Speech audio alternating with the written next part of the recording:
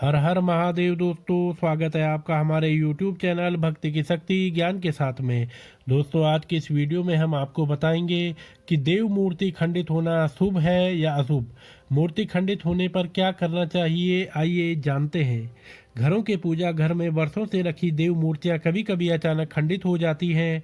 यह अपने आप भी हो सकती हैं और सफाई आदि करने के लिए खिसकाने पर भी हो जाती हैं। ऐसा होने पर मन में तरह तरह की आशंकाएं आती हैं और मानने लगते हैं कि यह किसी अशुभ का सूचक है।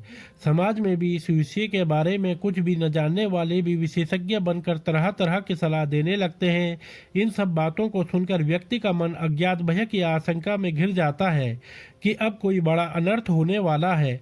इस वीडियो में हम आपको बताएंगे और आपकी शंकाओं का और भ्रम को समाप्त करेंगे। आइए सबसे पहले जानते हैं कि मूर्ति का खंडित होना किस बात का संकेत है। इसमें मूर्ति स्वतः भी खंडित हो सकती है या फिर किसी अन्य मानवीय कारण से भी हो सकती है।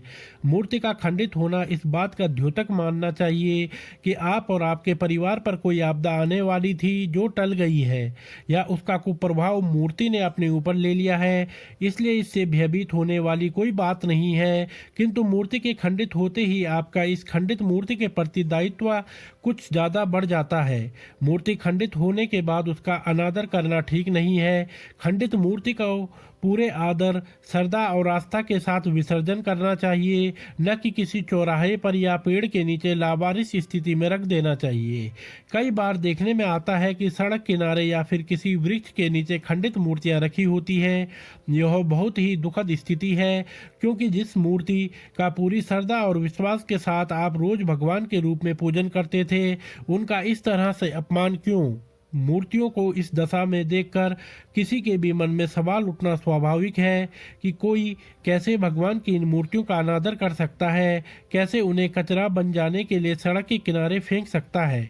घर में जो स्थिति किसी देव मूर्ति की है, वही स्थिति किसी देवता के कैलेंडर या फोटो की भी होती है। जिस कैलेंडर या फोटो के सामने आप रोज श्रद्धा के साथ सिर नवाते हैं, उसके टूटने या फटने का भी वही प्रभाव है जो भगवान की मूर्ति टूटने का होता है। यदि किसी भगवान की फोटो फ्रेम में है और वह टूट जाती है, तो उसके फ्रेम और कांच से अलग करके फोटो का विसर्जन करना चाहिए, लेकिन किसी चौराहा पर लावारिस स्थिति में कतई नहीं रखना चाहिए। खंडित हुई मूर्ति का विसर्जन पूरी श्रद्धा, आस्था और सम्मान के साथ करना चाहिए। पहले तो नदियों का जल जब निर्मल और अविरल बहता था तो उसे प्रवाहित जल में विसर्जन कर दिया जाता था, किंतु अब नदी प्रदूषण को देखते हुए विसर्जन प्रतिबंधित है, तो उसके शास्त्र सम्मत विकल्प भी सामने आए हैं। हमेशा ध्यान रखिए कि मूर्ति मिट्टी की ही खरीदें, प्लास्टर ऑफ पेरिस की कतई नहीं, क्योंकि मिट्टी तो पंच तत्व है किंतु प्लास्टर ऑफ पेरिस नहीं। मिट्टी की मूर्ति का भू विसर्जन भी किया जा सकता है। किसी पार्क या नदी किनारे के भाग में एक गड्ढा खोदकर उसमें विसर्जन किया जा सकता है। कुछ समय में मिट्टी मिट्टी में मिल जाएगी। इसी तरह किसी फोटो के खंडित होने पर उसका विसर्जन भी इसी रीति से कर सकते हैं। कागज भी मिट्टी के सानिध्य में आकर गल जाएगा। ध्यान रखें, घर में रखने के लिए हमेशा छोटी मूर्ति ही लें। वैसे तो दीपावली के बाद बहुत सी समाज सेवी संस्थाएं भू विसर्जन के लिए गणेश लक्ष्मी की पुरानी मूर्तियों को घर में आकर कलेक्ट करने लगी हैं। तो दोस्तों, अगर आपको यह वीडियो पसंद आई हो तो आप हमारे चैनल को लाइक, कमेंट, शेयर, सब्सक्राइब अवश्य करें और बेल आइकन दबाना न भूलें, जिससे हमारी आने वाली सभी वीडियोस की नोटिफिकेशंस आप तक सही समय से पहुंचती रहेंगी। अपना प्यार और आशीर्वाद हमारे साथ ऐसे ही बना के रखें। आप सभी मित्रों का बहुत बहुत धन्यवाद।